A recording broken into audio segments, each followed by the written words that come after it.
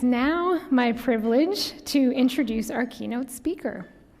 Dr. Barbara J. Wilson began her term as the 22nd president of the University of Iowa on July 15, 2021. She earned her bachelor's degree in journalism and her master's degree and PhD in communication arts from the University of Wisconsin-Madison.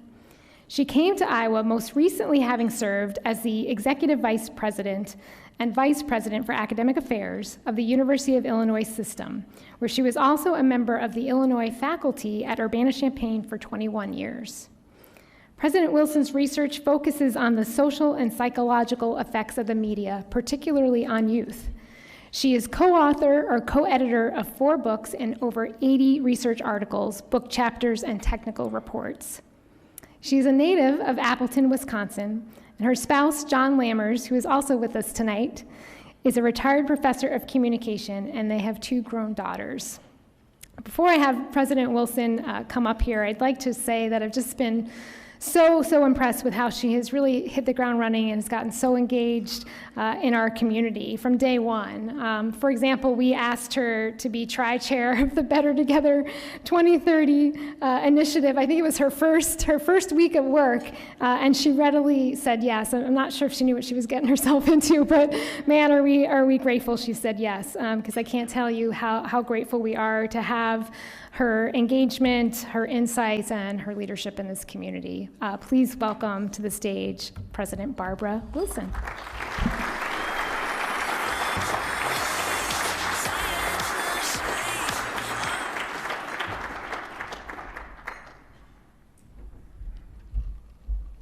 Thanks, Kim. Thank you, everyone. It's great to see you all here, and I'm delighted to be here.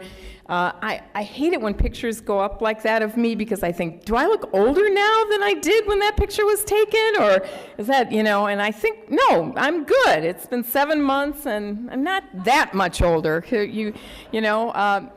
Truthfully, it's been fabulous. I am approaching my 7th month anniversary as the new president.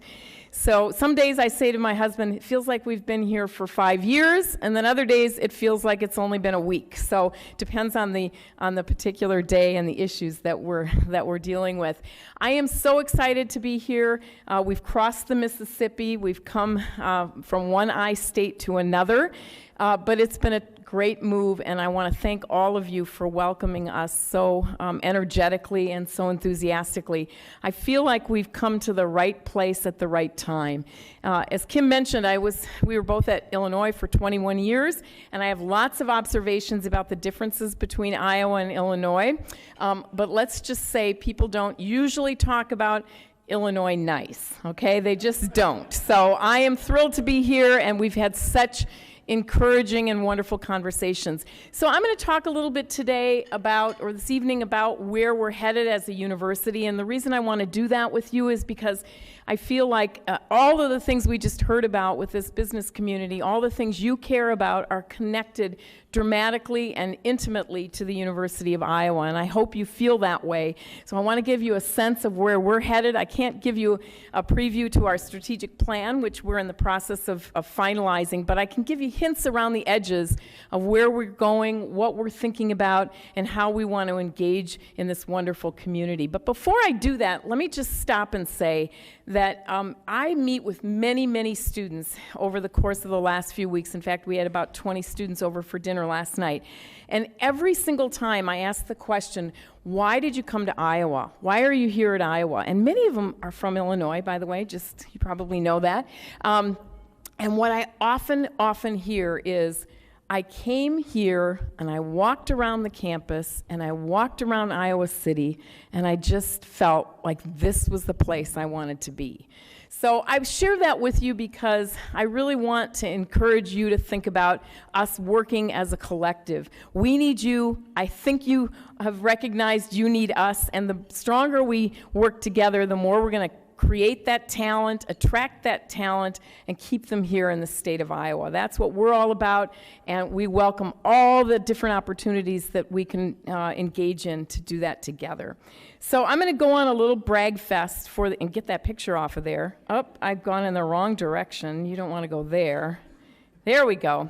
And I'm going to walk you through a couple of things that we're focusing on, some data points that you may or may not know that might help you as you think about recruiting talent to this community and you think about hiring our students. We're very proud of where we're headed, and maybe you've noticed that we brag a lot when good things happen, and then when good things don't happen, we don't talk about it very much. But on the good news front, we have seen a real strong increase in our rankings. We don't pander to the rankings. We don't spend a lot of time strategically thinking about how to get U.S. News and World Report to rank us higher. But when the rankings go up, we're really excited about it because we know that students and families pay a lot of attention to rankings when they make choices about what university to come to. So I'm really proud that this year we experienced an increase in rankings. Now, if it goes down in the future, you won't hear me talking about rankings, but right now we're going to talk about them. We've gone up, as you can see, one spot among public universities, and I have to tell you, it is really hard to move the needle on these rankings because all these universities are clustered pretty closely together on metrics, and to move the needle is not easy. So we're proud that we went up one spot among publics, and we went up 5 spots among private and public universities together. So that's a bit of good news, and it suggests to me that we've got a lot of good momentum that we're going to capitalize in the next couple of years on.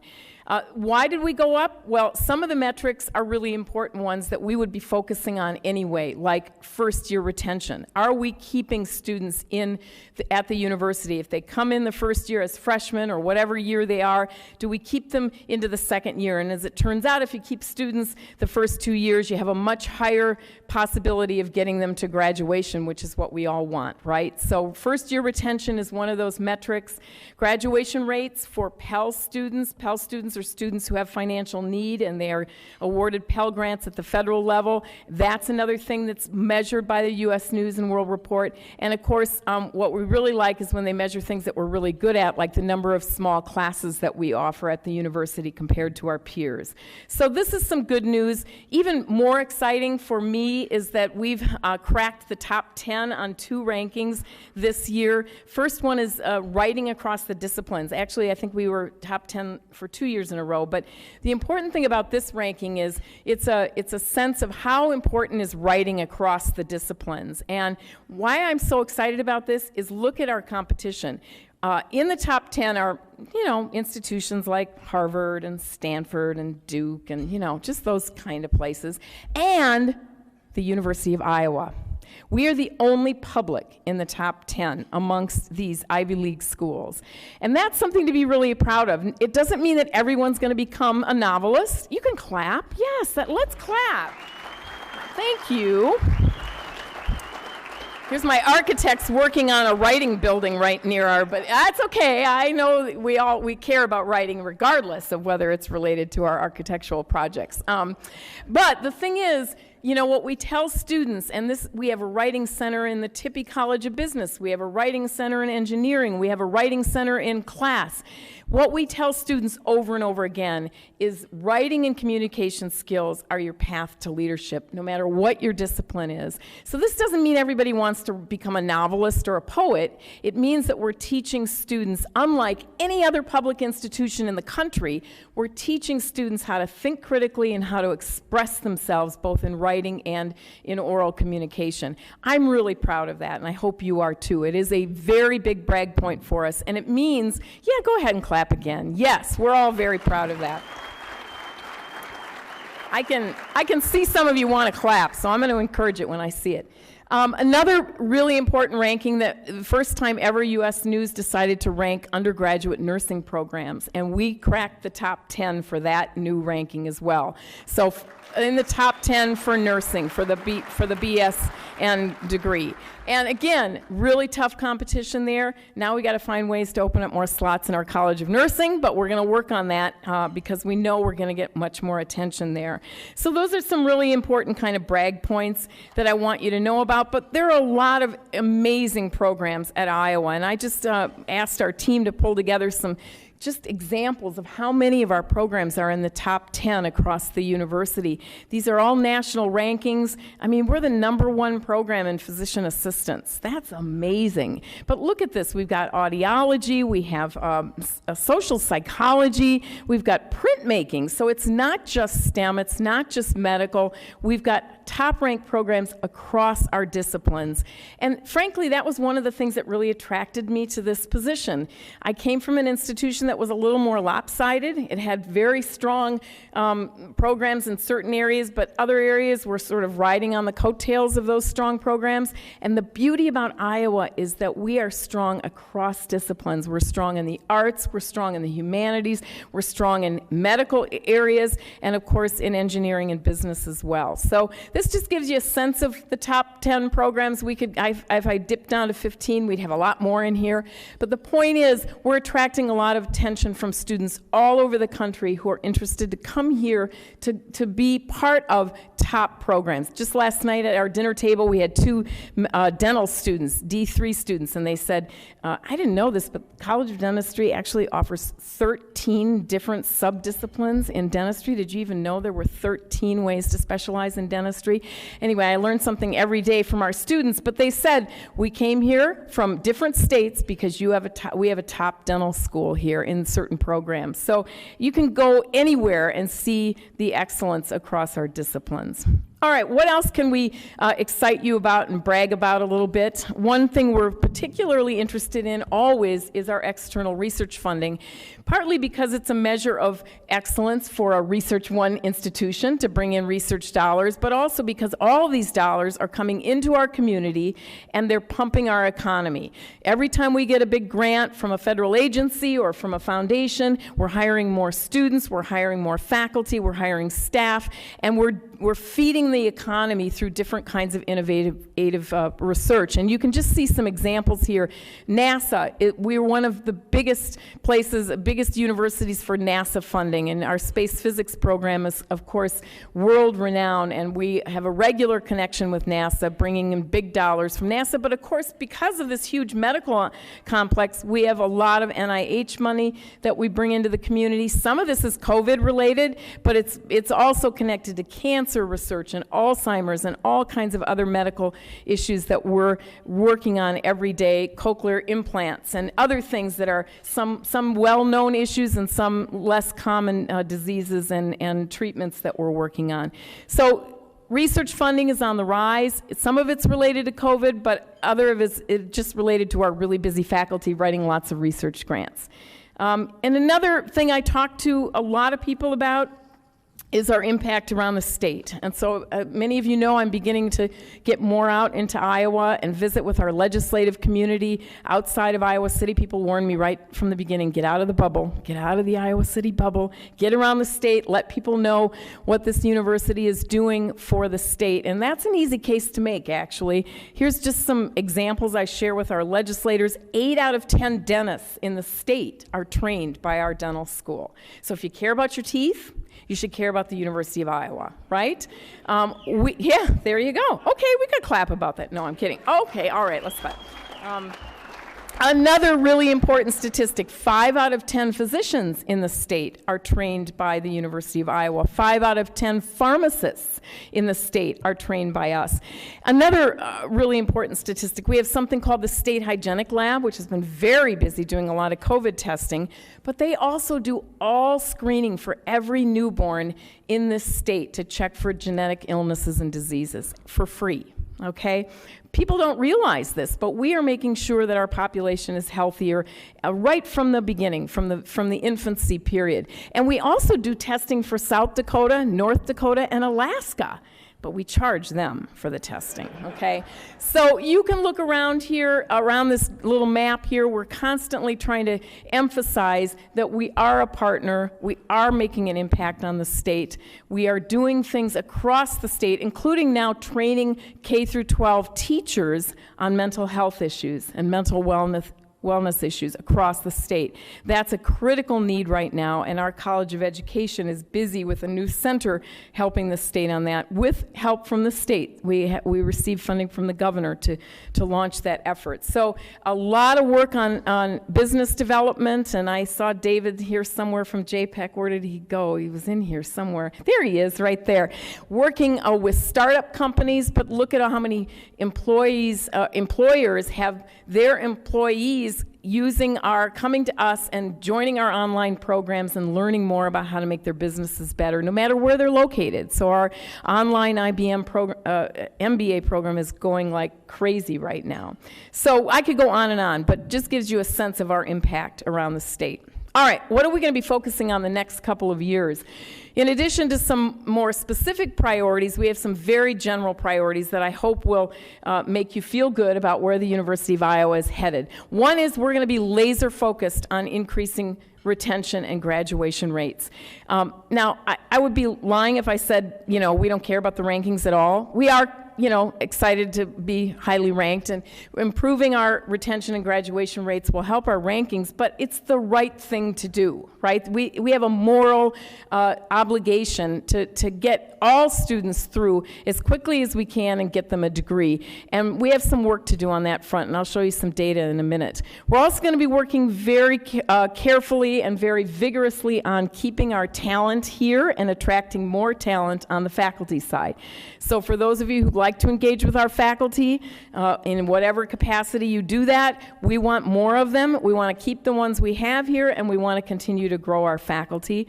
We are spending a lot of time talking about mental health and wellness. I'm sure many of you are doing that in your companies and in your homes and in the community. We have to do it for students and faculty and staff as well, and I'll talk about that. And certainly last but not least, we are working hard on DEI initiatives, and I'll give you a flavor for that too. So let's deal with each one of these. This is my smallest hard-to-read slide. I apologize for that. So if you can't see it, just don't worry. I'll try to walk you through it quickly.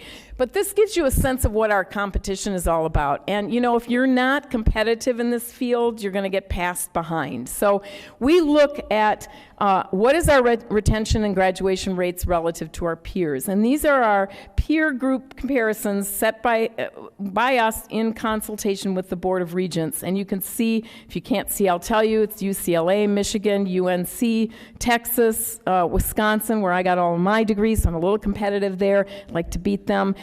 Illinois, where I came from, I really want to beat them. And the Ohio State University, kind of feel competitive there too, Minnesota, Indiana, and Arizona. And what you can see if you can read this is that just if you look at retention rates, we're at about 87%. That's what percent of our students go from first year to second year successfully. They hang with us. But look at our competition, folks. 90, 93, 96. Now, we're never going to be at 97 or 98 because Michigan and UCLA are way more selective, and they are almost functioning like private institutions. That's not who we are.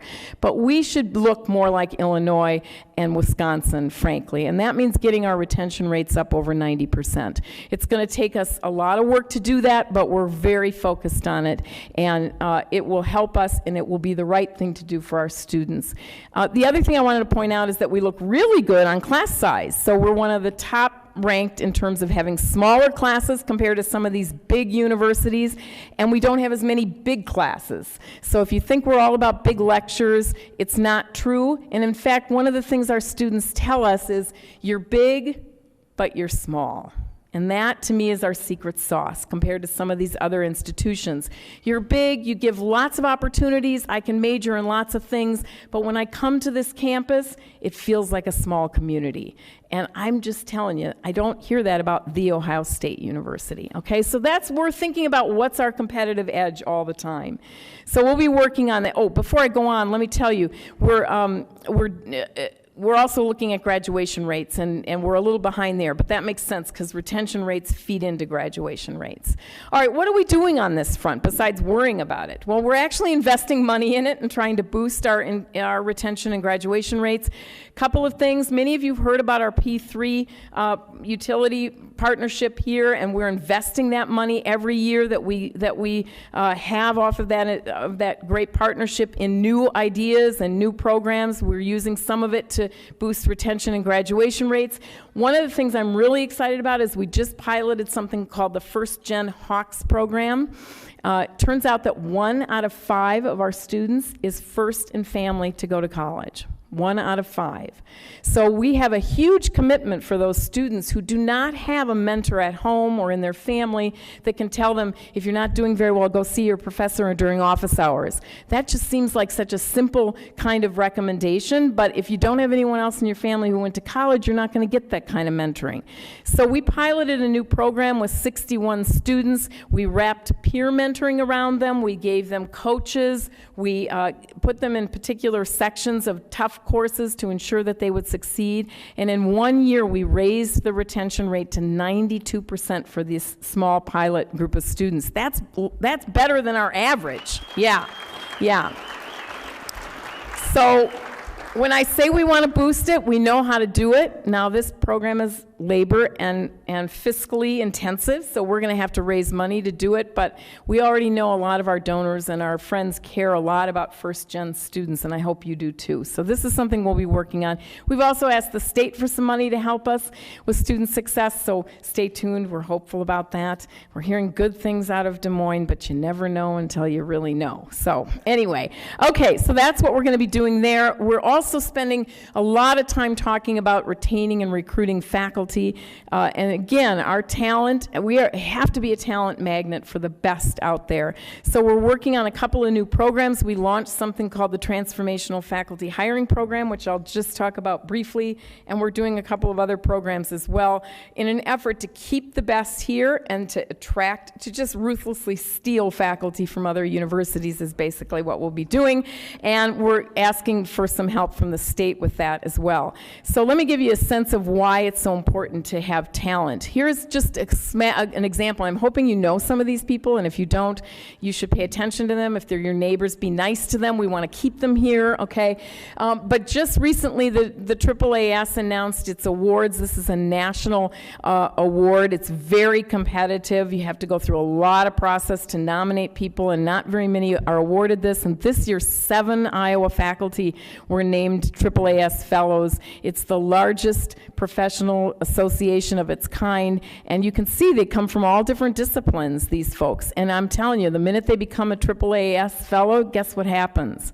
Other universities start looking at them and thinking, how do we get Ed Wasserman to move to our university? So these are the kinds of examples of people that we've got to keep here, and we have to keep them happy, and then we have to attract the next generation of AAAS scholars. And it's not just AAAS, Association for Advancement of Science. This year alone, 4 of our faculty received NEH fellowships. These are very competitive awards from the National Endowment for the Humanities, and you can see they're in different departments around our campus. They're working on book projects. They're working on, in one case, health communication.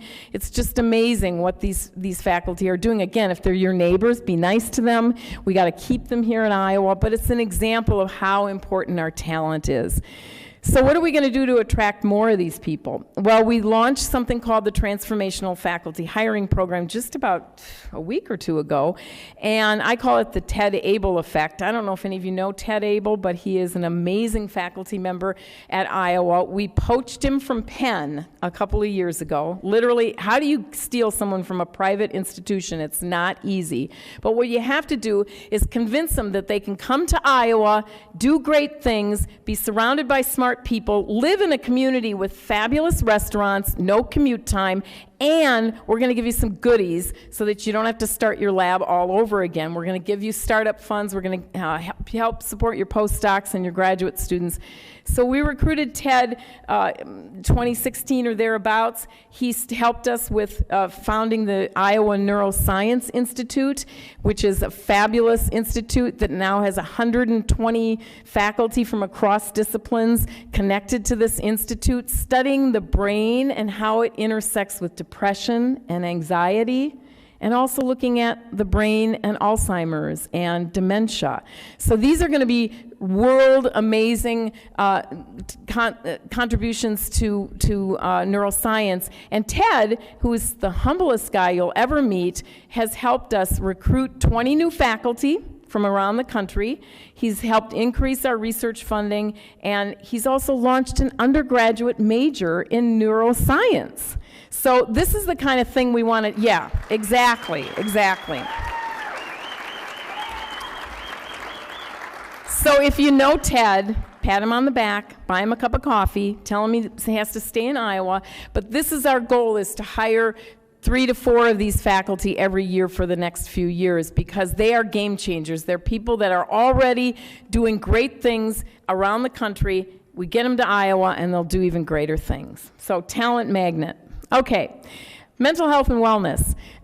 We could go on and on about mental health, and many of you, I'm sure, have your own stories and your own concerns about mental health. I'll just tell you that today, without a pandemic, roughly 30% of students who come to our universities have diagnosed issues around depression or anxiety. So 1 out of 3. Okay? Now, that's a lot for us to manage and to make sure that we find supportive environments for students who are going to need help with things like time management, who might need some help with medications, who might need some yoga and resiliency skills, and all the things that we want to do to make sure these students are successful. During the pandemic, national surveys now suggest it's 80%. 80% of students at universities are saying, I'm anxious about the future, I'm lonely, I don't really know where we're headed, I could use some help. So I'm sure you know this. This is not just university, it's K through 12 as well. And our goal is to make Iowa a place that helps every student, that really wraps services around students, that ensures that we teach students. We say to students, we can't take away your depression, we can't take away the stress of society, but we can help you manage, we can help you with coping skills, we can help you with resilience. So we're doing a lot of work around that, including launching with Community in this community, a new 24/7, 365-day-a-week text service for students. Yeah, because here's the deal. Students say to us, I need help not at 8 in the morning, because you're up, but I'm not, okay? I'm going to need help at 10 at night. That's when the anxiety creeps in, or that's when I could use some support. And so we have to find ways to really reach out to students all hours of the day, and we're doing a lot more, and we're also asking for some state support to help us with mental health and wellness. Okay, I think I'm getting really close. Sorry, you can tell I get excited about where we're headed. DEI, we are working just like you are on diversity, equity, and inclusion.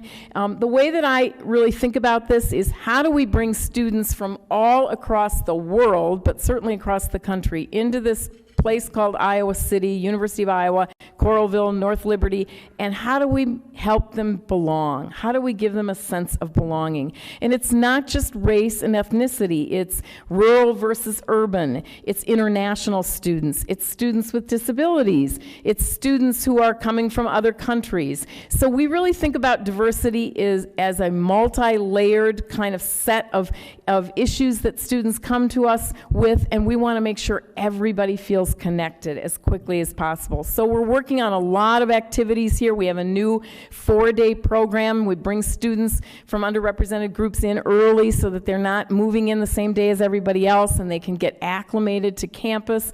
But we're also working, we have something called Build, which is a certificate program, and faculty, staff, and graduate students can sign up to take classes to learn how to be more sensitive around diversity issues, and we've already trained over 3,000 of our people who said, I want a commitment to DEI. DEI. I want to learn how to have difficult conversations. I want to learn how to help people feel included. And if you're interested in any of these activities, let us know. I'm sure we can involve you. So, last but not least, we have a master plan, and I know our architects are curious about this, but maybe some of the rest of you are too. We just had our 10-year plan approved by the Board of Regents. We're not standing still. Don't worry, we're not going to take over Iowa City. Don't worry, Bruce, we're not going to grow that much. But we have a lot of projects that we are going to be working on. Some of them are on the west side of campus, some are on the east side. I don't have time to go into all of this, and I think Rod left. He was here before, but he was going to punt to him if he wanted to say anything. But the thing is, we have work to do on the side of, on the east side, because the union needs some help. It needs a little bit of a facelift. I don't know if any of you have been in IMU lately, but it needs some help. We're going to work on the library. We've got Tippy is exploding, and it needs some additional space. And then on the west side, we turn patients away every year. We turn away over 2,000 patients around the state that need critical care, and we can't help them. So we're going to have to grow our capacity to take on tertiary patients and make sure our healthcare enterprise is as strong as can be, which will mean a more vibrant economy, but it means our west side needs some help as well. So I'm happy to talk to any of you individually, or Rod will, about the plan, but all those circles that you see are projects, but this is a 10-year process. So we're not going to be starting, don't worry, the cranes aren't coming in tomorrow. Sorry, I'm looking at my architect friends. We got you busy, but we have a lot of plans to make sure that our campus continues to be as beautiful as it can be. What's on the horizon in terms of students? I hope you've seen a lot of students walking around if you're in the community. The good news is we have a growth plan. We're not going to go crazy. We are not going to become the Ohio State University, but we are at about 31,000, and our enrollment plans say over the next 5 years we'd like to grow to maybe 33 to 34,000. So you can count on a little bit of modest growth, but we never want to be so big that students feel lost and disconnected from our university. And the good news is we are rocking it on campus visits. We are up 9% on campus visits this year, and our housing applications are up as well at this point, so for the residence halls. So we continue, yeah, you can clap for that. That's good news. Thank you.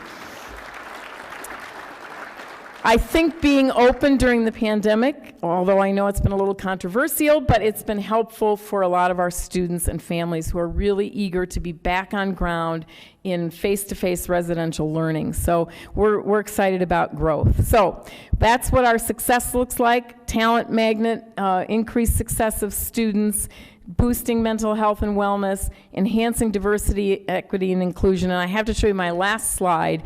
I stuck this in this morning, asked Pete to drop it in here, because I want to just end on saying none of this will be possible without partnership with this community. We are intertwined completely, absolutely.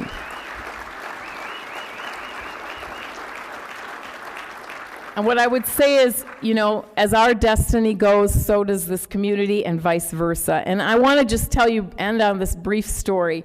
I had taken this position, and my husband and I were still in Champaign, Illinois, and I got the strangest email from some people I didn't know saying, we're coming to Champaign, Urbana, to talk to the community about building an arena, and we're wondering if we could have lunch with you. And I'm like, who are these people? And so I immediately emailed Pete and Laura and said, are these legit? I don't know who these people are. Like, am I supposed to meet with them? And they, oh yeah, these are important people. Go ahead and meet with them. Well, people were still mad that I was leaving, and my neighbors were like, what the heck are you doing? So I decided, okay, we can't go to a restaurant. I'll invite them over to the house, and we'll just get some Jimmy John sandwiches. Little did I know they're going to drive up in my neighborhood in Illinois in an Iowa City car. And this caused quite some interest around the neighborhood at that point in time. So I want to say to Nancy and to Mark and Kim and Josh and Kate, you've been great partners. You've welcomed me from the beginning when I still lived in Illinois.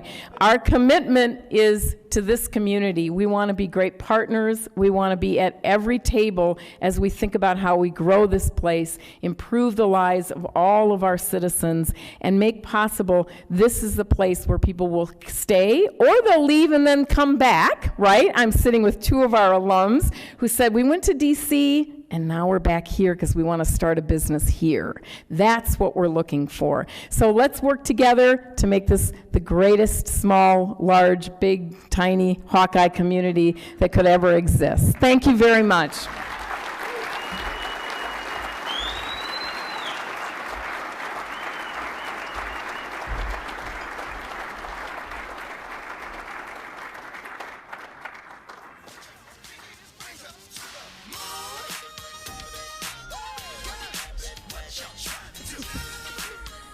Yeah, we were a little eager to meet President Wilson. Thank you for having us to your home and letting us show up in the Think Iowa City vehicle. But gosh, see what I mean? Isn't she incredible? I mean.